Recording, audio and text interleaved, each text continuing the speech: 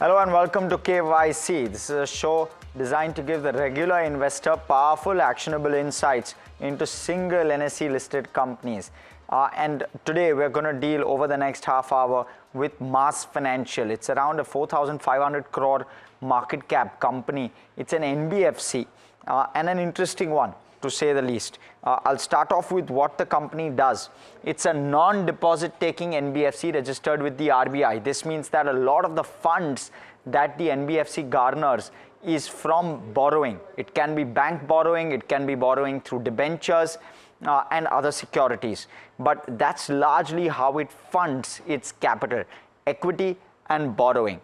And through that, it lends. So it's engaged in offering retail financing products and retail financing products. I'm going to try to break that down further.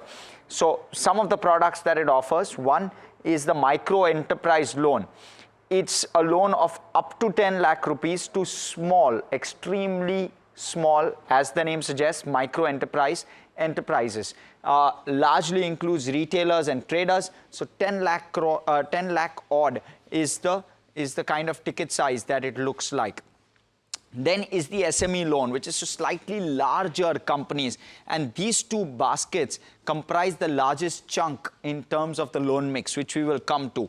But 5 crore rupees odd is the ticket size for that one, SME loans. And that is given to manufacturers, dealers, service providers, and the like. So those are all your SMEs which garner all of those loans. Then there is CV loans, up to 15 lakh rupees for new and used CV, which is commercial vehicles. Then there's two-wheelers, which is given to farmers as well as salaried individuals, and these are smaller ticket. And then there is salaried personal loans. Now this is the interesting one, because 10 lakh rupees is the personal, up to 10 lakh rupees is the quantum up to which salaried personal loans are given out by this NBFC. Last off is home loans, and this is of course purchase of both new as well as old houses where they enable it through home loans. So that's broadly the mix. Now let's talk about the loan mix, and there you go. You'll see 40% to micro enterprises, 36.5% to SME. So 76.5% of the loans, which is 3/4 of the loans, go for business purposes, but to the small trader as well as to the small manufacturer. So that's what the target cohort is. Two-wheelers, salaried personnel, commercial vehicles, those are some of the other loans that they do, largely comprising the rest. That's how the loan mix is essentially shaping up for this one. Let's look at the growth though, because that's where it starts to get interesting. Salaried personal loans on a low base has grown at 69% YOY. CV has grown at 46%, SME at 24%, and then you have two-wheelers at 21% and micro enterprises just about 9% growth, 8 point odd. So therefore, that's how the loan growth is really shaping up. So the largest chunk, which is 3/4 of the loan base, is growing at just about a 10% kind of a growth clip. That's net the point I'm trying to make here. How are they spread out? 13 states is what they are covering, 14,000 locations. They have NBFC partnerships, around 191 partnerships, which is what they've established, and they have 202 branches. This is broadly the way in which they are spread out. They haven't given numbers with regard to how many customers they have, etc., and how quickly the customer growth seems to be clocking. And some of those questions we'll obviously ask and quiz management and try and get a perspective as to how quickly that growth is and what are their plans going forward. So that's how it is. Now let's talk about metrics, because for each company we try and assess the company on the basis of certain financial metrics that the company has clocked. And this is what we're going to look at when it comes to this particular company. Income statement, balance sheet, operational metrics. Operational metrics are largely return ratios and the like. Asset quality is the other piece that we look for, and that's of course including your NPA ratios and how those have shaped up over cycles. Shareholding pattern, whether the promoter does have skin in the game, and if so, how much. Street cred, how the stock has performed over the last 3 to 5 years.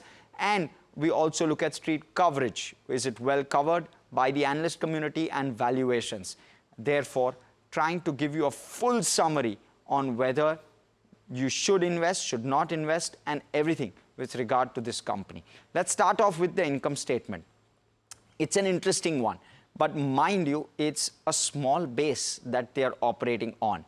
336 crore was the FY22 net interest income number. That's gone up to around 610 crore in FY24. So it's a healthy kind of a growth, no doubt about it. In the 2 to 2.5 years, it's grown at 30 to 35% on the NII front. Of course, this year you're seeing some bit of tailwind with regard, or headwind with regard to margins, because your cost of borrowing has gone up given that the repo is higher, and therefore they need to therefore have higher service costs with regard to their borrowings. But you look at the profit after tax trends, right? The PAT has largely gone up by 25% YOY.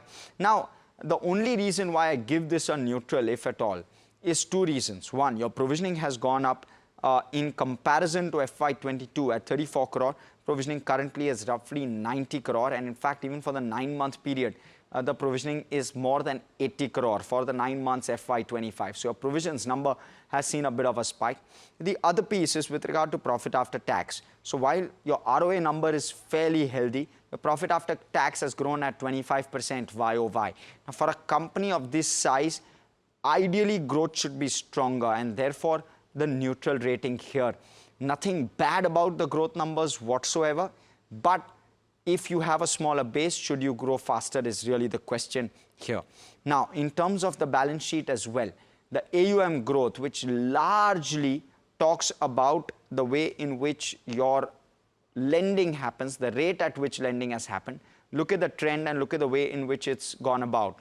It was at 6,000 crore in FY20. It dipped to 5,372 crore in FY21 because of the COVID year, understandably. Thereafter, it's just about doubled. So from FY20, it's doubled over a 6-year period to FY25. And therefore, would you say that it's a very, very healthy growth? Not really, given the kind of base that it has. And therefore, a neutral rating on this one. Let's look at some of the other metrics as well. The borrowing number. The borrowing number has gone from 3,100 crore to 7,000 odd crore. So it's gone up nearly 2.5x. Equity also has gone up in healthy proportion, nearly doubled. And this is cumulative equity shareholders funds. It includes both the profit element as well as your securities premium. And what we are seeing in 9 months FY25 is a fresh fundraise as well getting factored in to that profit number, which gets added to your equity shareholders fund. So that's what you're seeing, and that's why you're seeing that spike. But other than that, it's a fairly steady kind of journey. If there's a positive to be taken out of this, the equity journey has been extremely steady. Book value has been continuously growing year after year, no matter what. Even in the COVID first wave, even in the COVID second wave, we've seen regular increases and regular profitability being clocked by this company, and that's what's really standing out. Capital adequacy standing at 25.34% after the equity raise which happened earlier this year, June 2024. Earlier this financial year is when the equity raise had happened. It was through a QIP, a 500 crore equity raise had taken place. Now, so that's the first two metrics, the income statement and the balance sheet. That's how it stacks up. In terms of how is the operational metrics stacking up, and this is where it starts to get tricky, because very, very healthy numbers overall. Let's look at the ROA number, the return on assets largely indicating your profitability versus your overall assets. And therefore, that number is being quite range bound in that sense, between 2.7 to 2.9%. Again, very healthy overall in terms of your ROA. And a steady ROA, I would say. More importantly, it's a very steady kind of ROA number. They're not fluctuating too much when it comes to ROA. Over the last few years, that's the trend that's playing out. This company got listed in 2017, by the way, and it's not given phenomenal returns, but the ROA numbers have been extremely steady since that point. So credit there. The borrowing cost has largely been controlled. It's a sub 10% kind of borrowing cost that they even currently continue to operate with. So that's the way in which borrowing cost is evolving. Mind you, some of the best NBFCs, talk about a Bajaj Finance, they have a sub 8% borrowing cost. So sub 10% for something like an NBFC which has just about a 10,000 crore AUM, not bad at all. Last off is your cost to income. Your cost to income has gone up and in a very steady fashion. From 27.3% in FY22, it rose to 31.5% to now 32.7%. Now, I am beginning to wonder whether there is still scope for a further increase in the cost to income. And if that were to happen, you may well see profit compounding happen at a slower rate than the AUM compounding. So that's one thing that you may want to look out for. Okay, now let's move on quickly to the asset quality, and this is again where this one stands out. You look at the numbers for the last, not just these numbers, last 4 years. I'm talking about pull the numbers for the last 20 years. And I'll tell you very, very quickly a couple of metrics. During the COVID first wave, the industry had a 6.4% GNPA. This company had a 1.56% GNPA. During the COVID second wave, this one had a gross stage 3, which is gross NPA of 2.3%. The industry had a gross NPA of 7.2%. In the last 6 years, the GNPA ratio hasn't gone above the 2.4% mark. It's the first time it's gone above 2.4%, and it's never gone above the 2% mark, the NNPA number, currently sitting at 1.62%. So that's the net NPA ratio. Again, very, very controlled overall in terms of asset quality dynamic, which is something that stood out for me. A clear thumbs up on this one. Let's talk about shareholding. We'll talk about the promoter holding first. There's been a bit of a dilution in June, and therefore promoter holding has fallen from 73% to around 66, 67 odd percent. Largely otherwise, you're seeing shareholding remaining quite steady in that sense. So there's good promoter ownership within the company. A clear thumbs up here on this count.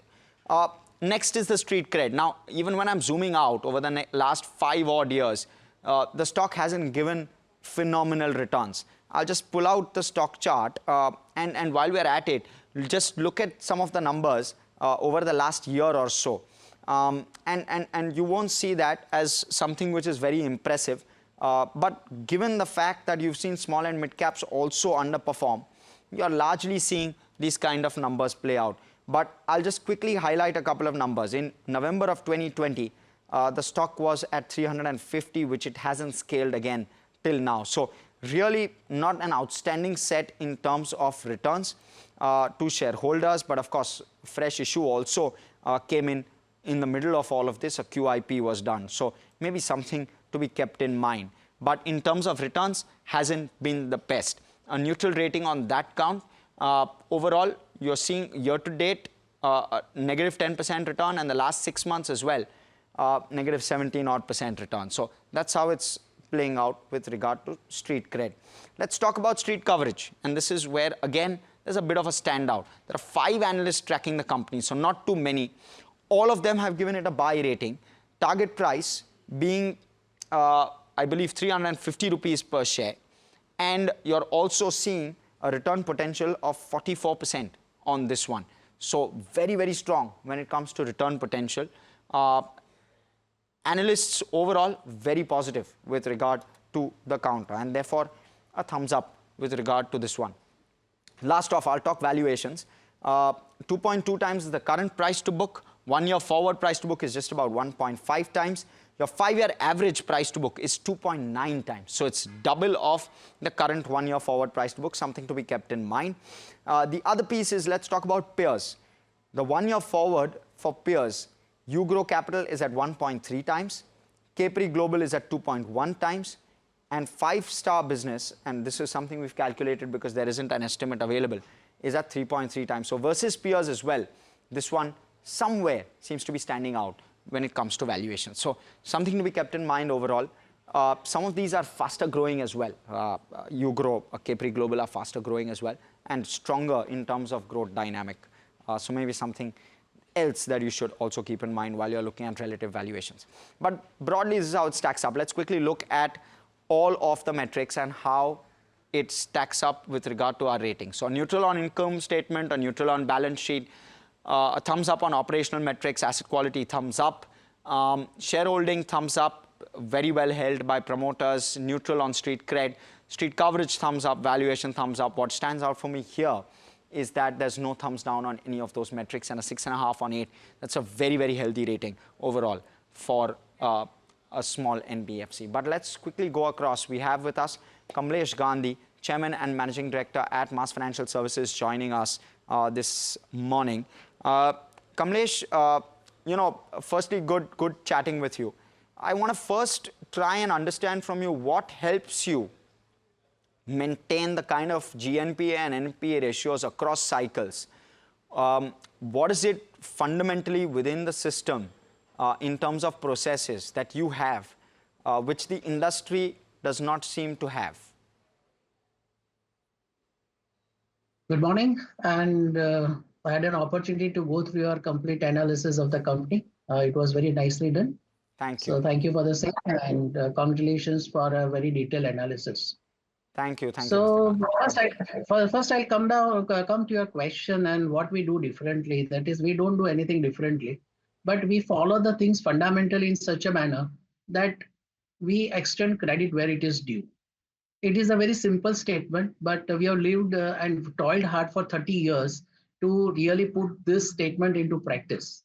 And when I talk about extending credit where it is due, it covers many facets of credit dispensation. And that is what we have been very, very keen to do over all these years. Secondly, where you see that the steady growth and the consistent growth, which in some of the analysis and which also you alluded to, that for this size of the company, you should grow faster. That is where I would like to add a point that it is always prudent for the lending companies to discover growth rather than determining growth, and put profitability, return on assets, and the asset quality at the top priority, rather than just growing faster at a smaller pace, at a smaller base, even at a smaller pace. So if you say that fundamentally we have taken a lot of time, fundamentally we have seen to that we prioritize asset quality, profitability over just the AUM growth. Because let me tell you that we have we are going through we have selected a difficult path for us. Now, for a lending institute to grow at faster pace is the easiest thing what a lender can do, if you don't have to balance between growth, profitability, and the asset quality. So a consistent growth, discovering growth at the marketplace, extending credit where it is due, even during the cycles which are very benign. If you say that before 1.5 to 2 years, SME was at the most benign cycle, but even during that time, we did not exceed our growth. And that is where we are reaping the benefits of having a controlled asset quality, as I talked to you. Right, Mr. Gandhi. And what about salary personal loans? Because that's where you're growing the fastest at this point, off a low base for sure. But any concerns with regard to asset quality there? And your GNPA is at maybe a 6-year high. Is that at all a concern for you or stakeholders, or is that par for the course? If you say salaried personal loan, as you very rightly remarked, it is on a very smaller base. We continue to maintain that product, we don't want to exceed more than 10% of our AUM. So we are somewhere around 6 to 7% of our AUM as I talk to you right now. So that we will continue with that strategy, that we will keep it below 10%. And whichever product we do and wherever we do the capital and the debt allocation, we are circumspect of the fact that it stands the litmus test of risk-adjusted returns. So salaried personal loan is no different. There also it has to stand the litmus test of a risk-adjusted return. And so far we are doing well in that. But as I shared, it will be within the 10% of our total AUM. Right. So, right. So please go ahead. You had what was the second question? So with regard to your GNPA coming to 2.41%. Yeah. So if you see the industry scenario currently, I think we have been navigating through one of the toughest scenario currently in a different way comparable to the COVID scenario also. So given the fact that the borrowers whom we serve are facing a lot of headwinds in terms of their cash flows, and many of them, because of the market dynamics, are over leveraged also. I would like to state that these numbers are among the best what one can deliver. So at 2.41 might look statistically at the top by few basis point, but nothing to worry, because once again, if you see that while maintaining this GNPA and adequate provisioning and write-off, our ROAs has not been affected. So we have stood the test of the risk-adjusted return even during this tough time. Right, sir. So, sir, right, sorry, please go ahead. No, that's all. Right. Yeah. So, sir, growth as a number is not something you'll look at. Um, you'll look at asset quality as a number, as a benchmark. But then how best do we benchmark a mass financial? Do you look at asset quality and ROA, and would you therefore say that ROA will be above a particular target number? Is there something internally that you'll have in mind that y'all won't go below in terms of an ROA number? See, I've always shared earlier with in our earlier discussion also that Yes. Over the years and in the coming years, we are strategically targeting growth at anywhere between 20 to 25%. We are not a quarter to quarter company, but if you take a 3 to 5 years view, we will be always there between 20 to 25% in terms of our growth. In terms of ROAs, we'll be maintaining anywhere between 2.75 to 3%. Given the positive headwinds on interest rate reduction and all, we can even exceed 2.75%. So I'm talking range bound between 2.75 to 3%. So our main target is to grow anywhere between 20 to 25%. And let me add here that when we talk about a growth of 20 to 25%, it means doubling your AUM every 3 to 4 years. So currently at around 10,000 crores, and if we double it every 3 to 4 years, within next decade, this company will look a very formidable in size while maintaining the asset quality and profitability. Yeah, absolutely. So where will that growth come from, Mr. Gandhi? Your the two pockets where you lend to the most, micro enterprises loans as well as SME loans, the growth has slowed. And therefore, what will the next phase of growth pocket look like? Will it be a different geography? Will it be a different cohort of lending? Where will you go? So if you see in that, I have given that very clearly in our for the clarity of the investors and all the stakeholders, that still more than 60% of our growth comes from our MSME funding.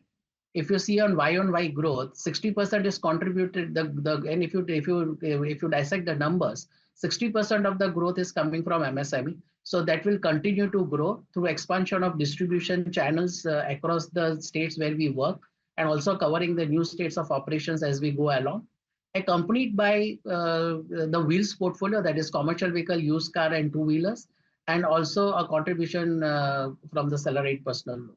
But majority of the growth driver will be SME within the MSME segment, because there the ticket size is more and the tenures are also long. Okay, and therefore, I want to quickly touch upon the fact that your cost to income has come in slightly higher than what has been the long-term average. You've come in around 32.5%. Is that a one-off there? Will it come back off? Is this the normalized number now, or do you expect it to go up? Because if it goes up, that starts impacting your ROA, and therefore trying to understand.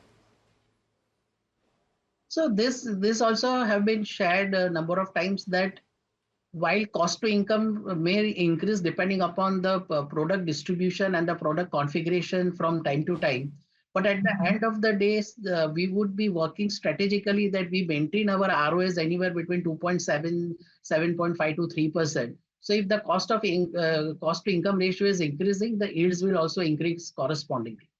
So we would like to maintain the ROAs at a steady pace. What is shown here, that from 22 we were 2.71 to currently 2.88. So it will be range bound between 2.775 to 3%, irrespective of the cost to income ratios increasing marginally over a period of time, as we increase our distribution, as we increase our retail distribution, and depending upon the product configuration as we go ahead. Okay, thank you so much, Mr. Gandhi. Unfortunately, all the time we have on this show, but very, very interesting talking to you because you're one of those few players which are really standing out in this very difficult cycle. And hence we've kind of tried to break this down. So interesting company, and thank you so much for giving us that perspective. But with that, completely out of time on this edition of KYC, Know Your Company. Stay tuned to NDTV Profit. For now, from all of us, thank you. Stay tuned. More on the other side.